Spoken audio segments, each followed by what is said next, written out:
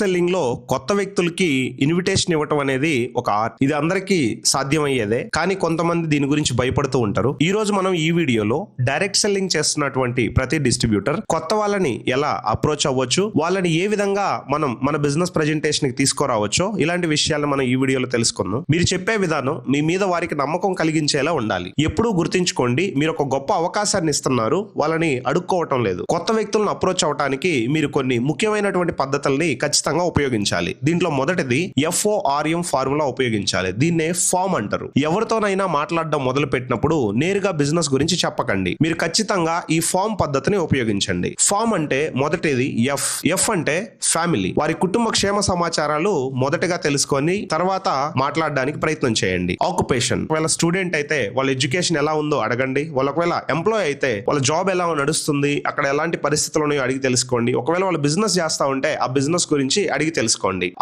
Recreation, ఖాళీ సమయంలో ఏం చేస్తుంటారో తెలుసుకోండి.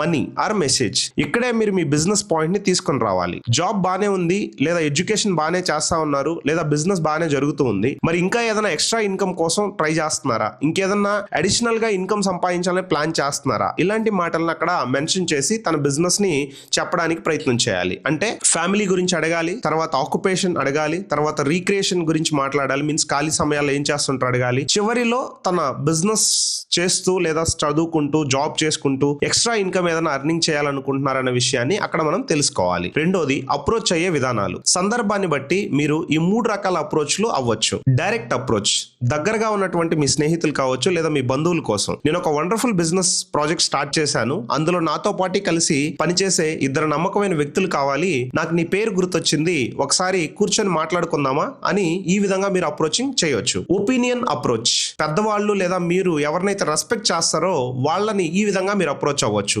ఉదాహరణకి మీ అన్నయ్య కావచ్చు లేదా మీ సార్ కావచ్చు. సార్, నేను ఒక కొత్త కంపెనీలో బిజినెస్ స్టార్ట్ చేశాను, నేను ఒక కొత్త బిజినెస్ కాన్సెప్ట్ ని చూశాను, నాకు అది చాలా బాగా నచ్చింది, కానీ మీలాంటి అనుభవం ఉన్న వాళ్ళు ఒకసారి చూసి అది నా కెరియర్ కి ఎలా ఉంటుందో చెబితే బాగుంటుంది అని మీరు ఈ విధంగా చెప్పి వాళ్ళని ఏం చేయాలి, బిజినెస్ ప్రెజెంటేషన్ లోకి ఇన్విటేషన్ ఇవ్వాలి. ఒక 30 నిమిషాలు మీరు టైం ఇస్తారా, అది మీరు ఒకసారి చూడండి, దానిపైన మీ ఒపీనియన్ నాకు చెప్పి నాకు గైడ్ చేయండి అని చెప్పి ఈ విధంగా వాళ్ళని ఇన్విటేషన్ కి తీసుకురావచ్చు. ఇంకొకటి సస్పెన్స్ అప్రోచ్. ప్రస్తుతం పనిచేస్తున్నటువంటి పనిని డిస్టర్బ్ చేసుకోకుండా నెలకు ఒక 15,000 నుంచి 20,000 అదనంగా మీరు సంపాదించాలనుకుంటే ఒక అవకాశం ఉంది, మీరు వినడానికి సిద్ధమేనా, ఈ టైప్ ఆఫ్ మాటలతో వాళ్ళని అప్రోచ్ అవ్వచ్చు. మూడోది, ఇన్విటేషన్ ఇచ్చేటప్పుడు పాటించాల్సినటువంటి rules. The 4C rule. 4C అంటే మొదటి C కాన్ఫిడెన్స్, ఆత్మవిశ్వాసం. మీరు భయపడుతూ మాట్లాడితే అవతల వాళ్ళకి నమ్మకం కలగదు. మీ వాయిస్ స్పష్టంగా ధైర్యంగా ఉండాలి. Second C control. ఫోన్ లో మొత్తం బిజినెస్ ప్లాన్ చెప్పేయకండి. కొంతమంది తొందరపడి క్యూరియాసిటీతో ఎగ్జైట్మెంట్ తో బిజినెస్ ప్లాన్ మొత్తం చెప్పేస్తారు. పూర్తి వివరాలు ఫోన్ లో చెప్పడం కష్టం. డైరెక్ట్ గా కలిస్తే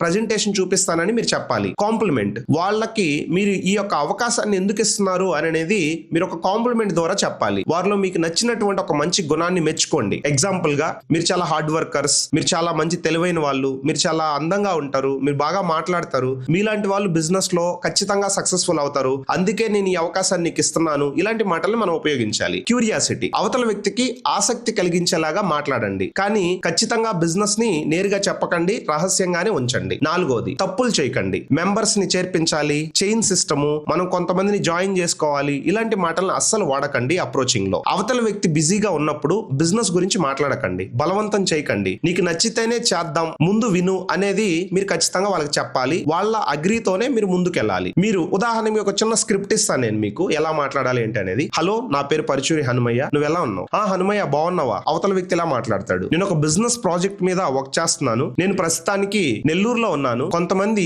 యాక్టివ్ పీపుల్ తో కలిసి నేను ఈ బిజినెస్ ని మరికొంతమందిని కొలాబరేట్ చేసుకొని ఈ బిజినెస్ చేద్దాం అనుకుంటున్నాను. నీలాంటి వాళ్ళకి ఇది ఒక మంచి అవకాశం నాకు అనిపిస్తుంది. రేపు సాయంత్రం 5 గంటలకి లేదా ఎల్లుండి ఉదయం 11 గంటలకు గానీ ఒకవేళ నువ్వు ఖాళీగా ఉంటే 30 నిమిషాలు నువ్వు కానీ నా టైం ఇవ్వగలిగితే నా బిజినెస్ ఏంటి ఎలా అనేది నీకు నేను ఎక్స్ప్లెయిన్ చేస్తాను, సరదాగా అలా కూర్చొని టీ తాగుతూ మాట్లాడుకుందాం అని ఈ విధంగా వాళ్ళకి ఇన్విటేషన్ అనేది మనం ఇవ్వాలి. మీరు ఎవరికైనా ఇన్విటేషన్ ఇవ్వడానికి ప్రయత్నించినప్పుడు వాళ్ళు ఎలాంటి ప్రశ్నలు అడుగుతున్నారు, మీరు ఎలాంటి చిన్న చిన్న సమస్యలు ఎదుర్కొంటున్నారో కామెంట్ ద్వారా తెలియజేయండి. మీకు మరికొన్ని టిప్స్ తో ఒక మంచి వీడియోని మీ ముందుకు తీసుకొస్తాను. Thank you.